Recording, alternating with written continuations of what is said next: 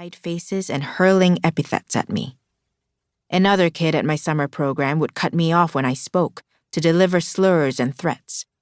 Negative stereotypes abounded and crowded the air I breathed every day. The one positive about those stereotypes, kids thought I was smart.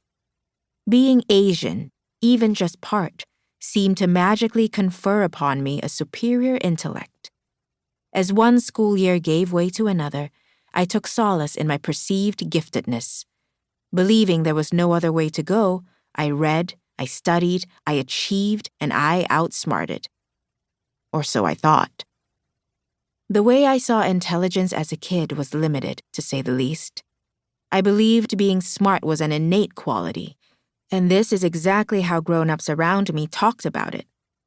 In the classroom, I heard the word gifted just about every time anyone talked about intelligence.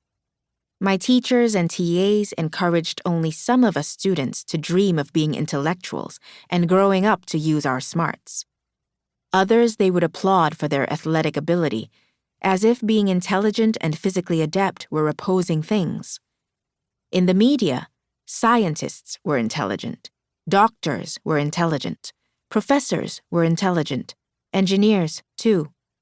In my eyes, these high achievers were winning at life as a result of their God-given talents with little exertion required from them. My understanding of it was you were either born with intelligence or not.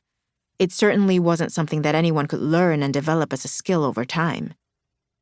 Growing up with American media, the stereotypes I saw in TV and movies certainly didn't help with this misconception.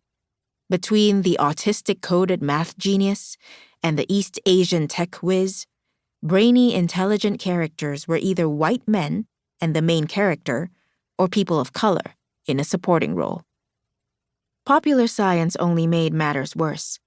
For centuries, evolutionary biology, genetics, phrenology, and psychology popularized the idea that, like height and weight distribution, intelligence ran in families.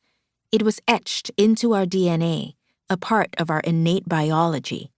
Scientists had worked hard to perfect intelligence measurement. A simple IQ test said it all and foretold our future. Placing intelligence. In the 1980s and 90s, intelligence testing, based on a universal criterion of intelligence quotient, was big business, and its implementation was ubiquitous.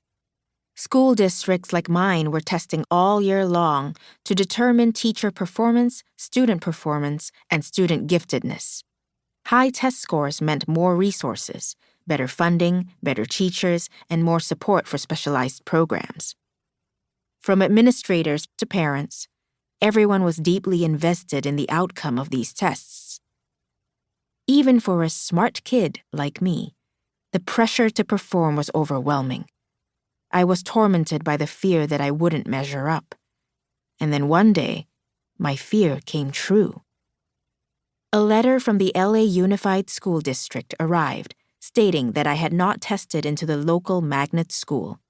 Instead, I would have to remain at my run-of-the-mill neighborhood elementary school. The news devastated my mother. It was the first time I ever saw her cry. Soon after, she purchased 2 thin Mensa books, puzzle books designed by the world's oldest high IQ society.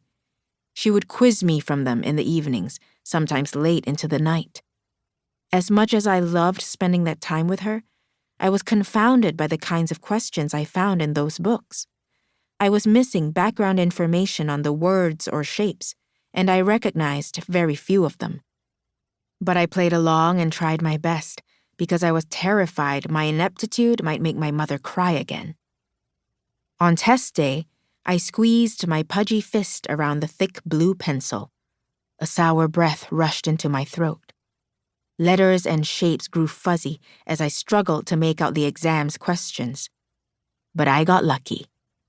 Though I didn't test out of my school, I performed well enough to test out of the standard curriculum.